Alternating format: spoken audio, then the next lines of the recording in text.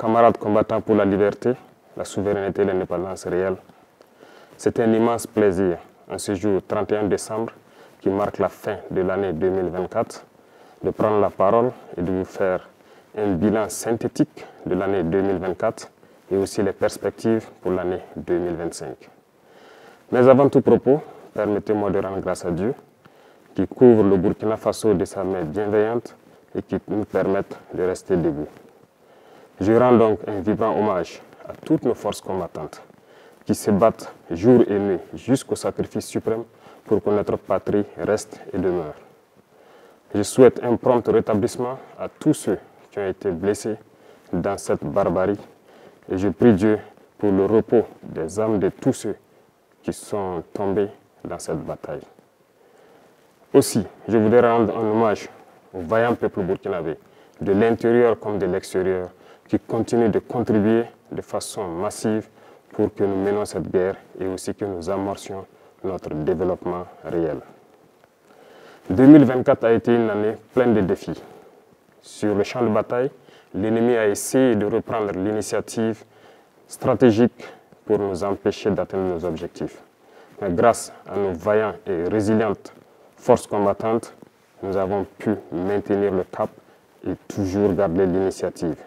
Aujourd'hui, plus que jamais, nous menons des offensives et nous partions où nous souhaitons mener les actions et nous traquons ces criminels jusqu'à leur dernier retranchement. Cela a été possible grâce à une dynamique enclenchée depuis 2023 et qui se poursuit toujours. Notamment, il s'agit de l'équipement de nos forces combattantes en moyens logistiques, en moyens de manœuvre et en moyens feu. Et nous allons continuer à accroître tout au long de l'année 2025 pour que l'armée dont nous rêvions puisse être une réalité et puisse protéger notre patrie pour des années, des décennies à venir. Nous continuerons le recrutement comme il a été le cas en 2024. Pour cette seule année, nous avons recruté au sein des Forces armées nationales seules plus de 15 000 hommes qui sont toujours en formation dans les centres et qui devront donc renforcer les rangs des forces combattantes au cours de l'année 2025. Nous poursuivrons également la formation de manière intensive en collaboration avec tous les amis de Burkina Faso pour que nous puissions avoir l'armée que nous souhaitons. Sur le volet du maillage du territoire, plusieurs unités ont vu le jour avec une armée qui est la Brigade spéciale et d'intervention rapide et nous continuerons de renforcer la capacité de toutes les armées pour faire face à la menace actuelle et les menaces à venir. Dans ce sens, il y aura la création au cours de l'année 2025 d'au moins 5 bataillons d'intervention rapide qui seront placés donc dans des zones stratégiques Et aussi, au niveau de l'armée de terre, nous verrons la création d'un groupement expéditionnaire Sahel. Tout cela dans l'objectif de pouvoir densifier les champs de bataille et de reconquérir la totalité de notre territoire. Au niveau des forces de sécurité, le réajustement va se poursuivre de manière stratégique et nous souhaitons que ces forces puissent s'adapter de manière intelligente et avec une grande flexibilité à la reconquête du territoire pour pouvoir combler les interstices et les couloirs qui pourront servir donc à ces criminels pour s'infiltrer. Nous poursuivrons donc les efforts avec l'accompagnement du peuple pour mettre à niveau toutes nos forces combattantes et pouvoir mailler et reconquérir l'intégralité de notre territoire. Et pour ce faire, les infrastructures routières sont très importantes pour accompagner la reconquête du territoire. Au cours de l'année 2024, plusieurs projets ont vu le jour, notamment en matière de construction de routes tant dans nos villes que dans nos campagnes. Dans ce sens également, il a été créé l'initiative Faso Meabou, qui devra donc à terme pouvoir doter chaque région d'une brigade de construction de routes. Déjà, les équipements pour les premières brigades sont en route et dans quelques jours, elles pourront être opérationnelles et devront commencer à agir pour le bonheur donc de nos forces combattantes pour leur mobilité sur les champs de bataille et aussi doter certaines zones qui depuis là n'ont pas de route, de bonnes routes pour qu'ils puissent communiquer. Qui parle de route, parle aussi d'écoulement de nos produits.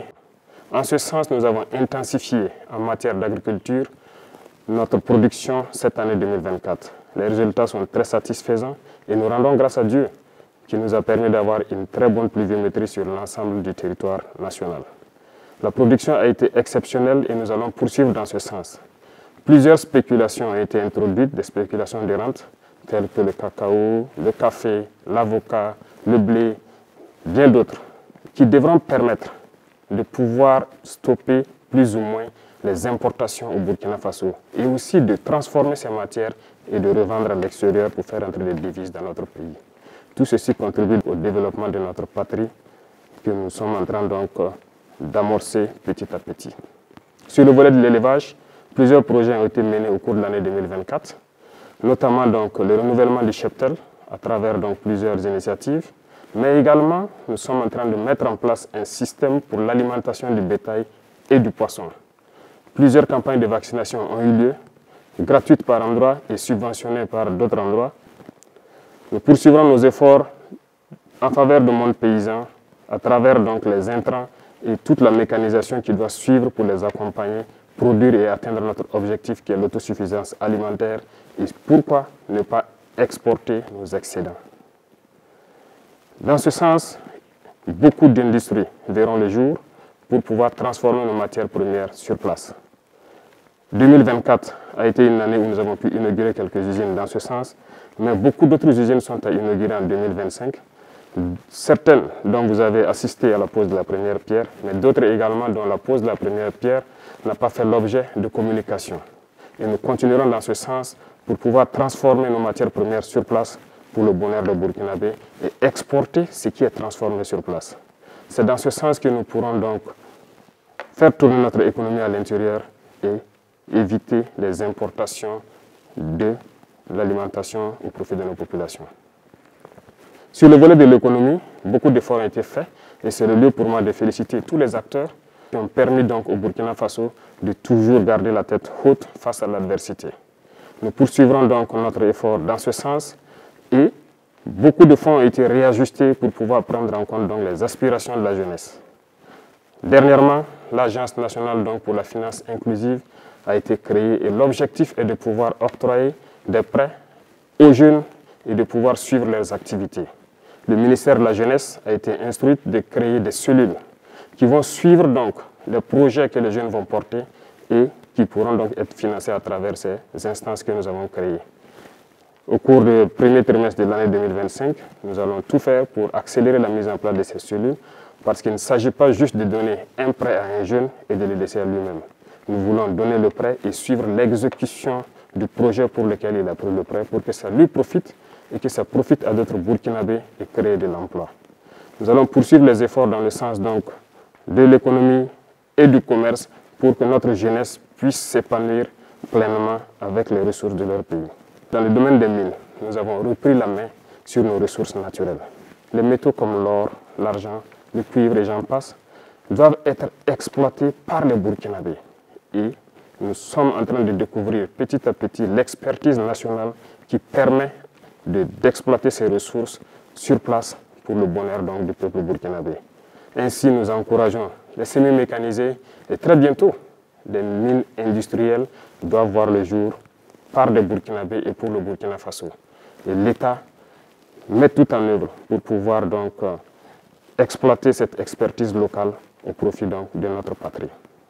Dans le domaine de l'environnement, plusieurs projets verront le jour. Nous escomptons créer dans chaque province un bosquet. Et les types de bosquets qui doivent comporter des plantes médicinales et des herbes qui pourront être utilisées par nos radiopraticiens et même par nos chercheurs. L'Institut de recherche en sciences de la santé a fait ses preuves à partir de nos plantes locales.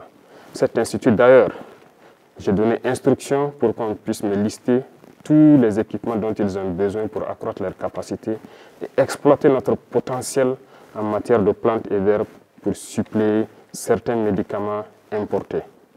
Nous allons poursuivre dans ce sens pour que nous puissions nous soigner nous-mêmes à travers nos plantes. Et donc le ministère de l'Environnement est en train de tout mettre en œuvre pour que ce projet donc voit le jour en 2025.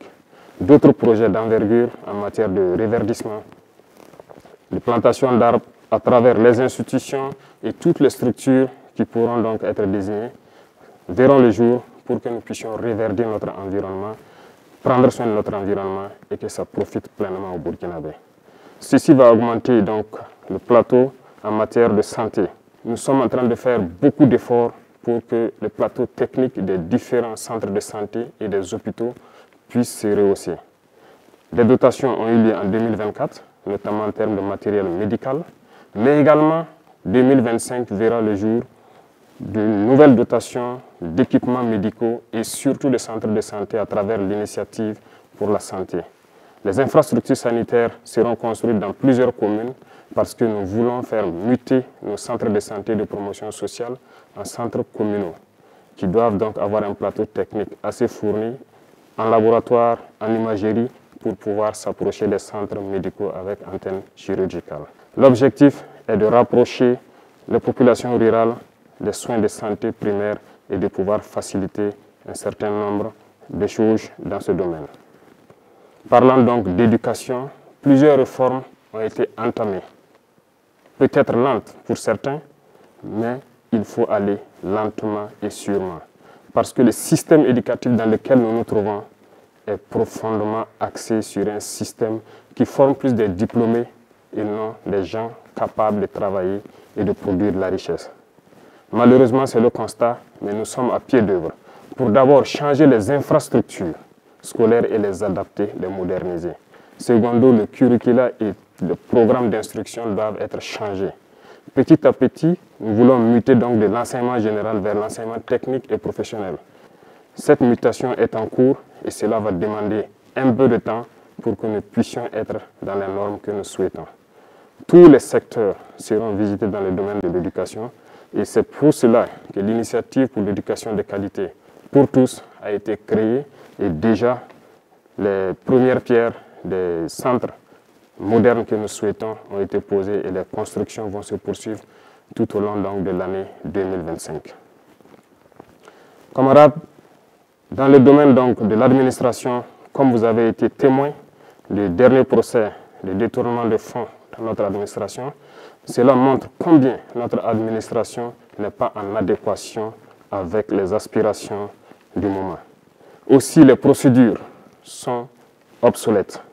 Voilà pourquoi beaucoup de mesures sont en train d'être prises pour que cette administration redevienne fonctionnelle comme on le souhaite. La CRD a été mise en place dans ce sens et nous travaillerons à ce que dans le mois de janvier, elle soit opérationnelle et que les citoyens puissent dénoncer des cas de dérive et de manquement, de dysfonctionnement dans notre administration. Nous poursuivrons dans cette logique pour pouvoir redresser, mais aussi inviter la digitalisation dans l'administration pour pouvoir lutter efficacement contre la corruption. Parce que tant que les procédures ne seront pas dématérialisées, les délais de traitement des dossiers seront toujours longs et la corruption va s'inviter.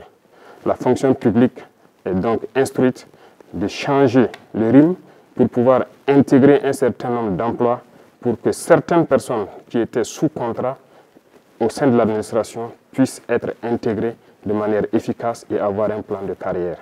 Nous poursuivrons beaucoup de réformes dans ce domaine jusqu'à ce que notre administration soit celle que le peuple souhaite. Dans le domaine de la justice, beaucoup de réformes ont déjà eu lieu et nous poursuivrons en 2025. Les tribunaux coutumiers devront voir le jour et dans ces tribunaux coutumiers, des auditeurs de justice d'un nouveau type seront donc recrutés pour animer ces tribunaux coutumiers. Cela pour prendre en compte nos valeurs endogènes de règlement des conflits, pour avoir une justice réparatrice et non une justice uniquement punitive. Dans ce sens, en prenant en compte nos valeurs endogènes et en impliquant nos leaders coutumiers et religieux sur les valeurs qui sont les nôtres, nous pourrons transformer notre justice, la rapprocher du justiciable. Ces réformes vont se poursuivre tout au long de l'année 2025 et nous comptons pouvoir atteindre notre objectif avant la fin de l'année. Dans le domaine de l'administration territoriale, comme annoncé par le Premier ministre lors de son discours de politique générale, un redécoupage du territoire s'impose, en tenant compte d'un certain nombre d'aspects, superficie certes, mais surtout stratégiques et économiques. Cela sera proposé en 2025. La décentralisation, qui est aujourd'hui une très bonne chose dans le fond, mais dans la mise en œuvre se retrouve en souffrance. Une étude a été diligentée actuellement au niveau de l'ANSAL BF et du CAPES. L'étude dont les résultats sont attendus dans ces jours-ci doit nous permettre de faire un diagnostic profond du processus de décentralisation. Dans ce sens, un certain nombre de fonds ont été donc suspendus en attendant ces études pour pouvoir réarticuler et donner de nouvelles missions aux autorités donc des collectivités territoriales. Dans le domaine de l'urbanisation, au cours de l'année 2025, après une étude effectuée en 2024, il sera proposé à la population burkinabé des choix pour pouvoir redessiner nos villes. Lorsque ces choix seront présentés, nous espérons avoir une issue qui nous permettra de redéfinir nos villes et de pouvoir faire une urbanisation qui réponde aux normes actuelles. Cette dynamique va se poursuivre en 2025 et l'initiative Faso Mebo également participera à cette dynamique d'urbanisation. Dans le domaine du sport, c'est le lieu pour moi de féliciter toute la jeunesse sportive parce que 2024 a été une année sportive. Plusieurs athlètes sont donc revenus au Burkina Faso avec des médailles et ont porté haut le drapeau du Burkina Faso. Je les félicite et je les encourage à continuer dans cette dynamique pour que 2025, nous ayons encore plus de médailles et que le drapeau du Burkina Faso continue de flotter partout dans le monde. Il contribue à faire rayonner l'image du Burkina Faso à l'extérieur. Dans le domaine donc de la diplomatie, il y a cet accompagnement du milieu du sport qui est déjà là, mais nos diplomates sont donc à pied d'œuvre de toute l'année 2023 et 2024 dans une diplomatie agressive. Nous poursuivrons dans ce sens en 2025 pour que l'image du Burkina Faso qui rayonne à travers le monde puisse continuer de croître. Et à travers cela, nous sommes dans une confédération de l'Alliance des États du Sahel. Plusieurs actions sont en cours actuellement pour pouvoir structurer cette alliance et l'asseoir. Parce que c'est le début d'une union dans la souveraineté, dans la liberté totale, pour que l'Afrique puisse prendre un exemple sur cette alliance et pouvoir rayonner. L'alliance n'est pas uniquement que pour les 3 pays, l'alliance appartient à tous les Africains désireux de souveraineté, d'indépendance et de liberté totale. Nous poursuivons notre démarche pour qu'elle soit une union forte dans tous les domaines cités, que ce soit de la diplomatie, de la défense et de la sécurité et surtout du développement. Notre diplomatie rayonne et nous poursuivrons notre démarche pour qu'elle puisse encore être forte et les représentations du Burkina Faso à l'extérieur puissent prendre en compte notre diaspora et aussi prendre en compte tous les amis du Burkina Faso qui souhaitent visiter le Burkina Faso, participer au développement du Burkina Faso. C'est dans ce sens que nous serons un exemple de souveraineté, un exemple de dignité et une fierté à travers l'Afrique et à travers tout le monde entier. L'Institut des peuples noirs devra être un tremplin pour pouvoir attirer au Burkina Faso tous les Noirs du monde entier pour pouvoir se ressourcer, revoir les cultures et pouvoir apprendre de nos cultures, les moderniser pour faire développer notre patrie. Un bâtiment sera érigé donc au niveau du musée pour prendre en compte un certain nombre de choses de notre culture pour que l'Institut puisse se baser sur ces valeurs-là et enseigner au monde entier ce que c'est que le peuple noir, ce que c'est que l'Afrique.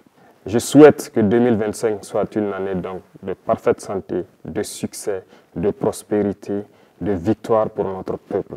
La patrie ou la mort, nous vaincrons.